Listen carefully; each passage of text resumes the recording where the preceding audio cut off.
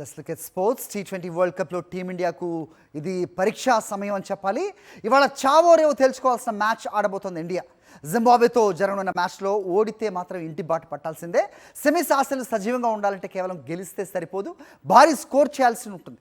Batters విజృంభిస్తేనే జట్టు ముందుకెళ్తుందంటున్నారు sports analyst. T20 ప్రపంచ కప్లో గ్రూప్ దశలో అగ్రస్థానం సాధించిన టీమిండియా సూపర్ 8లో బొక్కబోర్ల పడింది.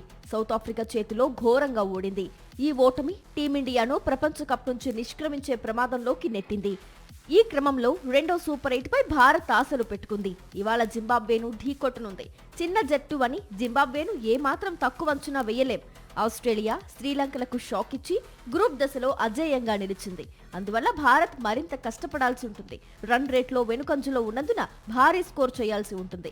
సెమీఫైనల్ రేసులో ఉండాలంటే చివరి సూపర్ 8లో వెస్టిండీస్తో జరిగే మ్యాచ్లోనూ విజయం సాధించాల్సిందేనని క్రికెట్ అనలిస్టులు అభిప్రాయపడుతున్నారు. భారత్ ప్రస్తుతం సంకట స్థితిలో ఉంది.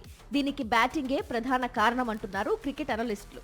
దక్షిణాఫ్రికాతో జరిగిన మ్యాచ్లో టీమిండియా బ్యాటర్లు ఘోరంగా విఫలమయ్యారు. పేలవ ప్రదర్శనతో వికెట్లు పారేసుకున్నారు.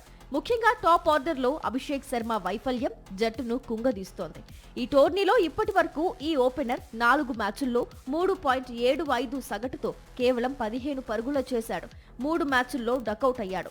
అభిషేక్ తనదైన శైలిలో ఆరంభాలిచ్చుంటే టోర్నీలో భారత్ పరిస్థితి భిన్నంగా ఉండేదంటున్నారు నిపుణులు. ఇప్పటికైనా అభిషేక్ పుంజుకోవడం జట్టుకు చాలా కీలకమంటున్నారు.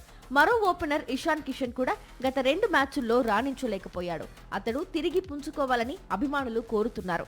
తిలక్ వర్మ కూడా వేగంగా బ్యాటింగ్ చేయలేకపోతున్నాడు. శివం దుబే, హార్దిక్ పాండ్యా జోరు పెంచకపోయుంటే టోర్నీలో ఓ మాదిరి స్కోర్లు చేయడానికి కూడా టీమిండియా ఇబ్బంది. ఇవాళ జింబాబ్వేతో జరగబోయే మ్యాచ్లో సంజు శాంసన్ ఆడటం ఖాయంగా కనిపిస్తోంది. అభిషేక్ కు జోడీగా శాంసన్ ను ఓపెనింగ్ కి పంపే అవకాశాలు కనిపిస్తున్నాయి. వాషింగ్టన్ సుందర్ స్థానంలో అక్షర్ పటేల్ రావడం ఖాయంగా కనిపిస్తోంది.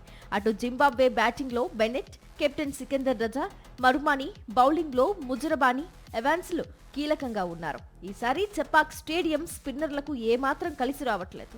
వికెట్లు తీయడానికి, పరుగుల ప్రవాహానికి అడ్డుకట్ట వేసేందుకు తీవ్రంగా శ్రమిస్తున్నారు.